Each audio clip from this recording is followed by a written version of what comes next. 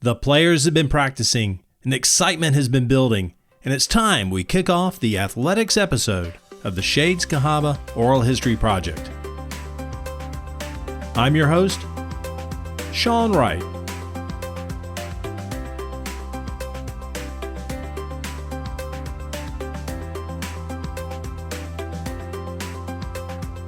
As soon as the school was built, teams were formed, and Shades Cahaba entered competition with other Birmingham area high schools, which had already been competing for a number of years. This was no small feat. You only have to listen to the episode with Michael Gross about the beginnings of Homewood High School to understand that. That Homewood High School won a state football championship in its third year was remarkable. And we can't forget the mascot. The athletic teams became the Mountaineers, or Mounties for short. The mascot is still used by Shades Valley High School. Red and black were the chosen colors. Shades Cahaba opened its doors in September 1920, but the first football team did not start practice until September 30th, 1921, according to the yearbook. Shades Cahaba's first coach was Arthur Acton, who led the team to a 3-3 record. The first game, on October 7th, was a loss at Bessemer, 56-0, followed by the school's first two wins over Interchurch 7-6 and Jones Valley 35-0. A loss to Simpson, then a win at Woodlawn, and they ended the season with a loss to Jefferson County 39-0. Not a bad start. Now, according to the Alabama High School Football Historical Society website, fullback Guy Acton was a first-team All-State player. I have to believe that Guy Acton was related, maybe son, of William Acton, one of the founders of Shades Cahaba. That year's yearbook gave an overview of the season and ended with this paragraph. Much interest was shown in football by the entire student body. Most of us were green about football, but learned that it was a very exciting as well as interesting game. Now, to put football's timeline into perspective, football as we know it was started around 1880 when Walter Camp helped write the rules that took the game from its rugby background to more of an American game. The American Professional Football Conference, which we now know as the NFL, was started in 1920.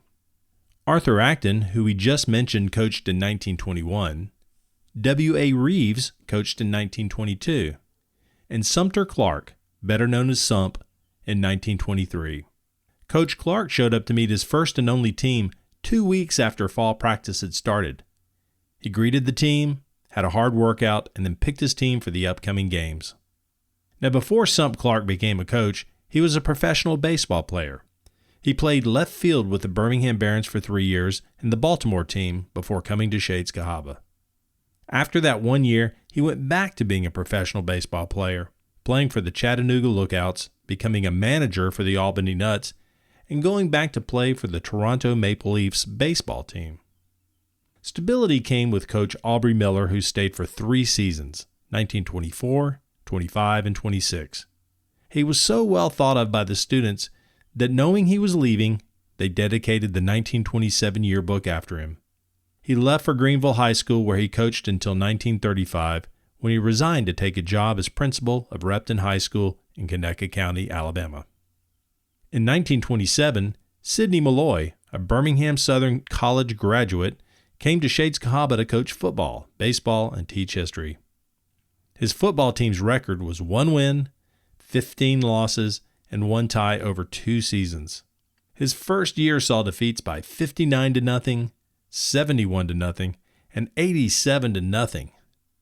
I have no record of the baseball scores, but it must not have been much better as Coach Malloy left after 2 years. His next stop, Pensacola High School. Next came Robert R. Hardy. He was coach and athletic director for the 1929 through 1933 seasons and had a 21, 16, and 6 record. He graduated from Elon College and was also the history teacher at Shades Cahaba. Shades Cahaba yearbooks called him Hammerhead Hardy. I wonder if it was from his playing days or his coaching style.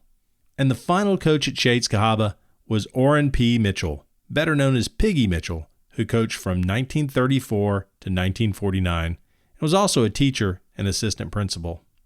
Coach Mitchell made a huge impression on the students and athletes he coached and taught over the years. He was born in 1900 in Bibb County, Alabama. He graduated from Simpson Middle School in Birmingham in 1919 and got his degree from Valparaiso University. Before coming to Shades Cahaba, he had short coaching stints at Bankhead High School in Cordova and in Valley Head. In 1934, he took over Shades Cahaba and coached for the next 17 seasons. His teams combined for a 147-6 record. All but 2 of his teams finished with winning records and 5 squads finished with only 1 loss. He moved to the newly opened Shades Valley High School for the 1950 season before finishing out his career at Hewitt-Trussville from 1951 to 1964. Coach Mitchell was ahead of his time in many aspects of high school athletics. He brought basketball to the county schools that didn't have gyms by starting a dirt court league, where you guessed it, they played on dirt courts. He introduced wrestling to the county schools, and he brought the T-formation offense to the high schools in Birmingham. He also loved baseball. Mitchell was the founder of the Jefferson County Baseball League and was its president from 1935 to 65. Now, Coach Mitchell served as president of the AHSAA 5th District Board for 25 years. He was inducted into the Alabama High School Athletic Association's Hall of Fame in 1996. Now, one of my previous guests, Herb Griffin, has some great memories of Piggy Mitchell, not just from Shades Cahaba, but through the YMCA and in the community where he continued to coach and serve. The one that I'm familiar with was the fellow that worked on the playground in the summer was Piggy Mitchell. You remember that name?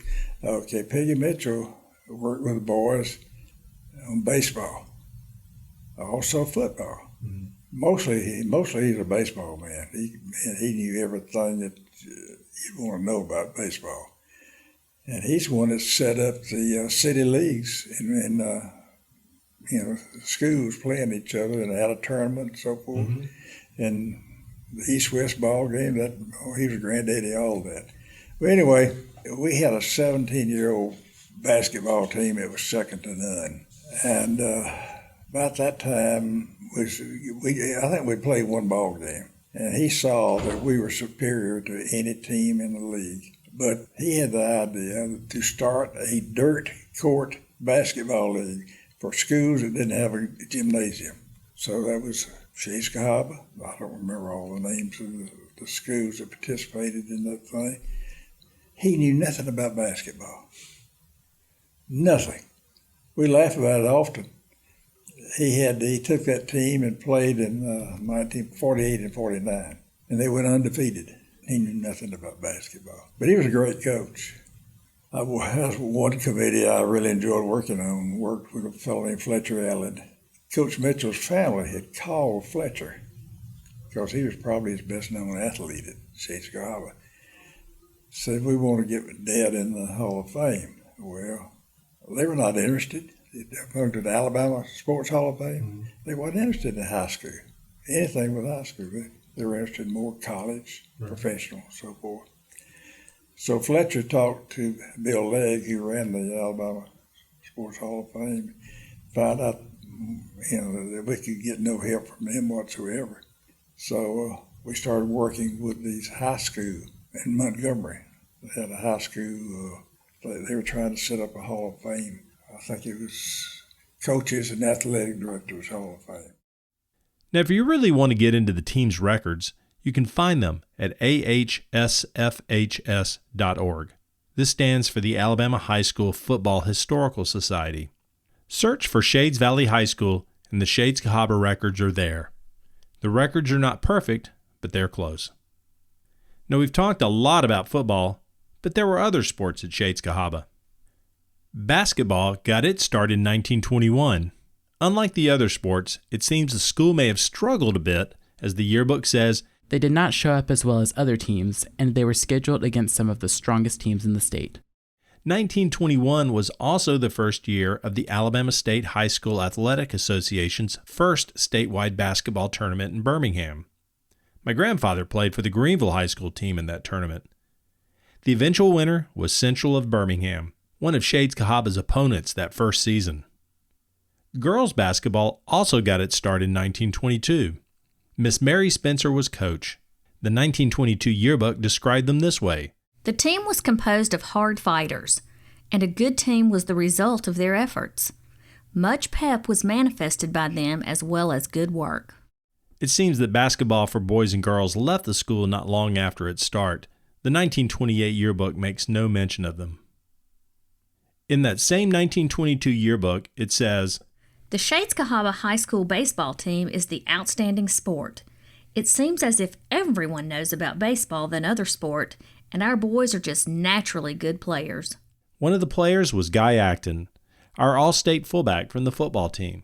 He pitched and played center field. Now, during Coach Mitchell's time as baseball coach, Shades Cahaba's teams went to 10 of 14 county playoffs, winning 2 county championships. Baseball was his favorite sport after all. Believe it or not, there was even a girls' baseball team. In 1923, the Shades Cahaba girls' baseball team was the county champions. Why? Because there were only 2 teams. The other team was Fairfield. Shades Cahaba won both their meetings, and the principal, Mr. Ward, was the coach. Now, through the next couple of decades, football and baseball reigned supreme at Shades Cahaba. Today, when you drive by Shades Cahaba School, you will notice a large field in the back.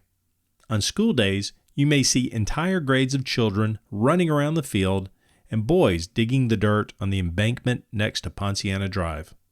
Things were different in the 1920s, 30s, and 40s. This is where the school battled it out with other area schools for athletic supremacy. There were metal bleachers on the side of the field closest to the school and more permanent concrete bleachers along the Ponciana roadside, neither of which are there today. When I was in school in the early 1970s, there were 2 old worn-out football goalposts at the ends of the field, leftovers from the glory days of Shades Cahaba football. Those posts stayed until at least the 1980s, or maybe even longer. 1939 was the year that everything changed. Shades Cahaba became the only school in Alabama to have a lighted, all-sports field, with speakers and an electronic scoreboard. A big change considering that only 19 years earlier when the school opened, it did not even have electricity at the school. Jones Valley traveled to battle Shades Cahaba on Friday night, October 27, 1939. At halftime, a formal dedication of the new 48,000-watt flood-lighted field was made with speeches by local dignitaries. Additional bleachers were added to accommodate the 2,000 extra spectators at the game. Shades Cahaba finished the game winning 33-6. They went undefeated the rest of the way, going 8-1 on the season. And speaking of the electronic scoreboard, Herb Griffin, an earlier guest on the podcast, had first-hand knowledge of it, and I will let him explain it here. But I know a little bit about the scoreboard because since I couldn't play, I wanted to work in athletics. And so Peggy says, Herbert, you can run the scoreboard. And the fellow that was in charge of the scoreboard was a fellow named Byron Matthews. He was a year ahead of me.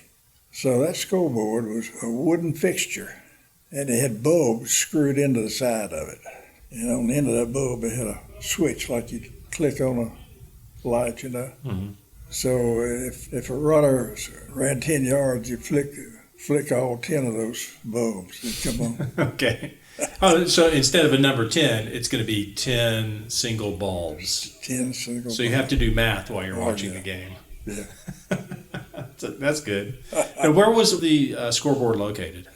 It was on the east side, where you come in the front of the school and around back. Mm-hmm. That's where it was in the Berry. It wasn't there when I started school. No, it was gone. It was gone not long ago. It was probably gone before I finished. Oh, okay. It didn't last long. But Alan Baker, I don't know if you know Alan Baker or not. Alan Baker was a sideline, called him a sideline announcer. He didn't announce him, but he had a telephone. He'd go up and down the sideline, call the scoreboard. Byron Matthews they called him the play-by-play announcer. And he'd call the information into Byron, and then Byron would call it out on the loudspeaker. Mm-hmm. So Jones just ran for 10 yards. You know, it took only 3 of us. That Byron was the main guy, and Alan, and then I flicked the lights. 1947 was a banner year for the Coach Mitchell-led football team. They were invited to play powerhouse Aliceville in the 1947 Armistice Day game at Legion Field. The hype was overwhelming, as Shades Cahaba and Aliceville were both undefeated going into the game. There was a mammoth parade in downtown Birmingham preceding the game, and General Omar Bradley gave a speech at halftime. Unfortunately, this was not Shades Cahaba's day, as Aliceville won 18-6, the only loss suffered by the team that year. Now, a little history for those of you in Birmingham. Armistice Day is now known as Veterans Day. Veteran and Birmingham resident Raymond Weeks led an effort to change Armistice Day to one that recognized all veterans. His efforts paid off when a bill to recognize the day, Veterans Day, as a national holiday was signed by President Eisenhower on June 1, 1954. That parade before the Shades Cahaba Aliceville game was the Veterans Day parade held in Birmingham, a tradition that lasts to this day and is one of the largest in the nation. Shades Cahaba had a distinguished sports history that carried on to Shades Valley High School and indirectly Homewood High School. There is so much more sports information that we could share, but we just don't have time for it in this episode. Well, there you have it, a brief overview of athletics at Shades Cahaba High School. Now, if you really want to learn more about the team records, I suggest looking at the old yearbooks, most of which are located at the Lynn Henley Research Library in downtown Birmingham, or through Ancestry.com if you have an account. I also mentioned the Alabama High School Football Historical Society's website. You can find them at ahsfhs.org. Old newspapers such as the Birmingham News covered high school sports, and I was able to read about individual games. I use newspapers.com for my searches, but you can also find it on microfilm at the library. Well, thanks for listening to the Shades Cahaba Oral History Project. The Shades Cahaba Oral History Project is sponsored by SeanWrightArt.com. When you go there, look for the link to Shades Cahaba and you will find shirts and accessories featuring the exclusive Shades Cahaba Centennial logo. This logo is based on an image on the cover of the OWL yearbook back in the 1920s. It's been updated to celebrate the 100 years of the school, and it helps us to offset the cost of producing and publishing this podcast. You can find a link to the store on the podcast homepage at shadescahabahistory.com.